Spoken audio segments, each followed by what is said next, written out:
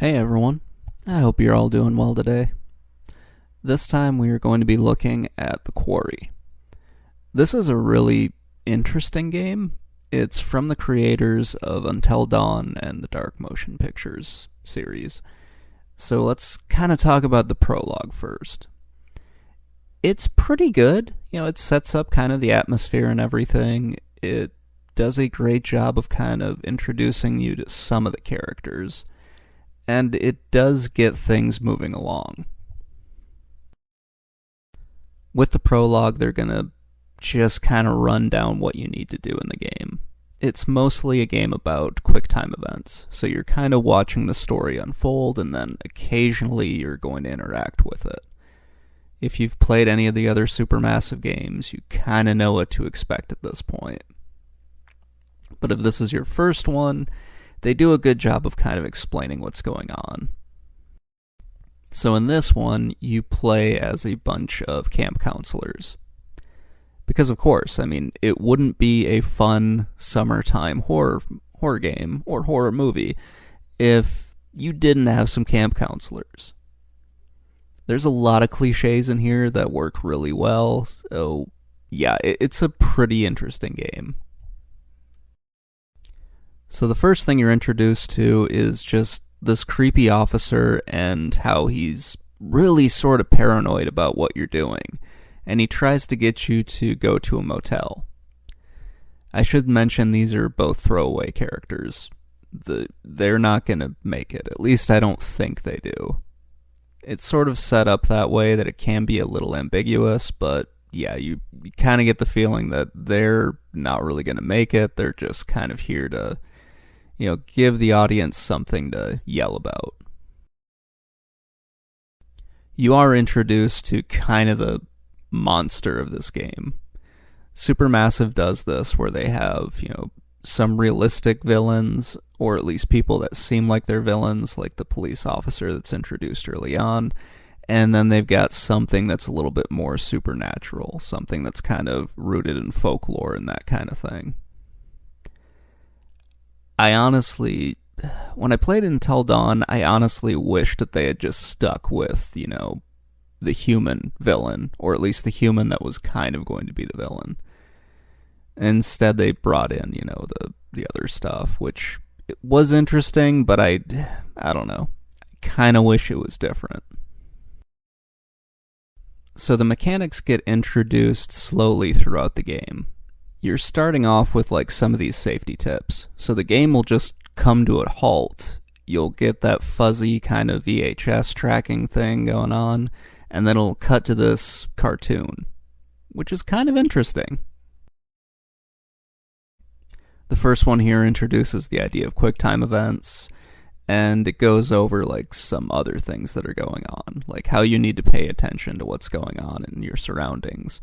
That way you can kind of get some more visual clues as to the QuickTime events that are coming up, and you'll have an idea of what you need to do. Even when you do get to those QuickTime events, it's going to be pretty obvious what you need to do, so it's not that hard. I also haven't run into all of the safety tips, which I don't know if there really are 6 of them at this point, because I've only seen 2 of them. It would be weird if they didn't number them all like that, but it would kind of be a little funny if they were just sort of peppering these things in there with different numbers, and you only figure that out as you come across them. Not every mechanic is introduced like this, though. So while you do have these fun little safety tips, not all of them are going to, be like this. Some of them are a little bit more practical, like, they were in Until Dawn or some of the other Supermassive games. So sometimes you come up with something like this, where the characters find a gun and decide, hey, let's go shoot stuff, because it's a summer camp, and why not? I just love the interplay between the characters. I'll get more into that later, but it's kind of interesting. But with this, they kind of walk you through how you're supposed to, use your gun, how you're supposed to shoot it, how you're going to line up and everything.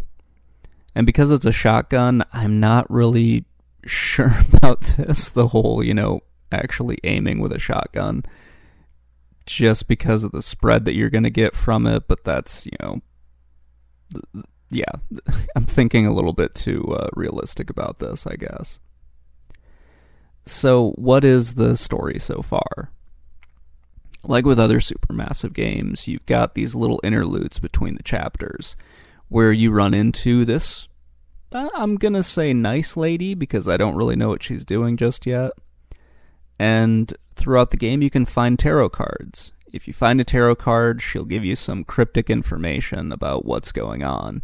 If you don't find one, then she kind of chastises you for not finding a tarot card. So as the prologue set up, you are a bunch of camp counselors. And they don't seem too concerned about the two that never showed up, or at least the ones that we're introduced to aren't totally worried about that. I'm guessing that'll come up later on when the police officer comes back into the game, but that's just me speculating on what's going to happen. So, yeah, the rest of the campers have left, and you just have the camp counselors there who are packing up to leave. So I guess they had a successful summer. Nobody died. Nobody got poison ivy. None of the parents are suing the camp. So yeah, we're pretty good. We've made it through the whole thing. Everybody's okay. They're taking their bead art or their weird little yarn art things that they made, and they're all going home.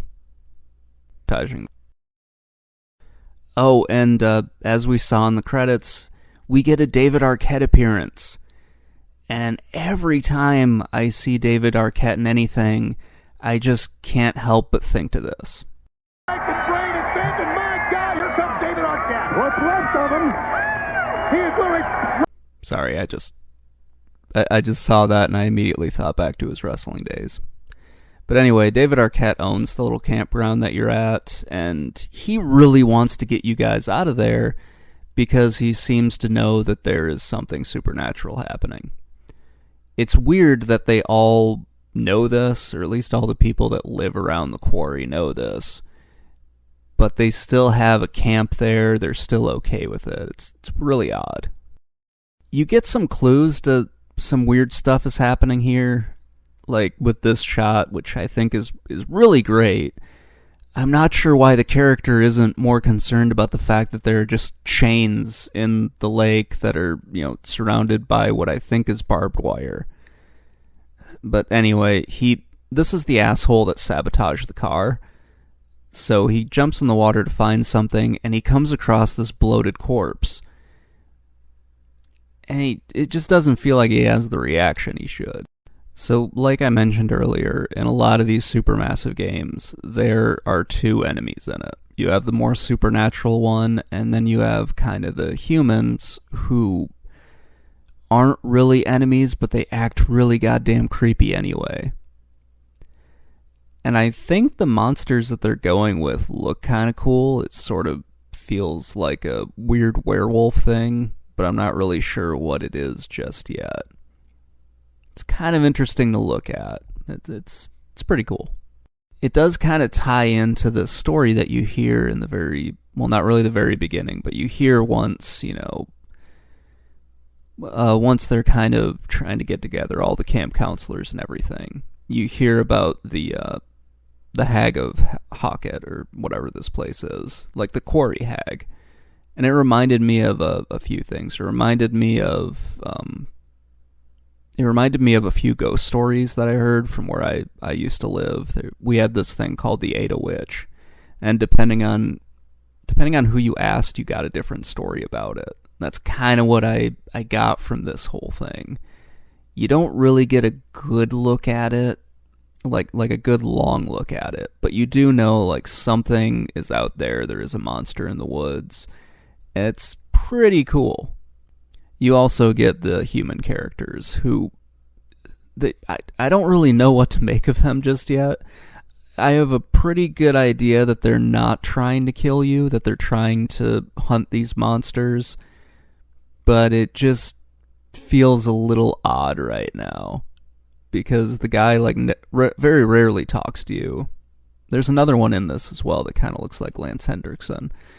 But you also have this big dude who's just very menacing and everything like that. It reminds me a little bit of Until Dawn with the guy that was like all decked out in the creepy outfit and everything like that. I kind of like them at the moment, but they just sort of feel underdeveloped. So far into the game, I'm about 4 hours into it, give or take, at the time of this recording. I think it's pretty good so far. Some of the face animation is kind of weird. Like, some of the people look a little bit off, especially when you see other characters that look a little bit more realistic, and then you'll cut to somebody's face and it just doesn't look right. Like, it doesn't look like it fits in the game. And, maybe that's just me being a little bit too nitpicky, but it feels off a little bit. If I had to choose between this one and Until Dawn, I would probably pick Until Dawn, because I think that one is just it's a little bit more fun, and I think that one does a better job of setting everything up. I like the setting of the Quarry, I like the story of it so far, but it just doesn't feel right, if that makes any sense. It doesn't feel like as good of a horror movie as Until Dawn is. And I know I'm calling them movies, they're supposed to be interactive games, but they're basically movie games, not movie-based. So I think that's going to wrap everything up. Let me know what you think in the comments below. Just let me know what you think. If you liked what you heard, please consider subscribing. I will talk to you guys later, and have a great day, everybody. Bye.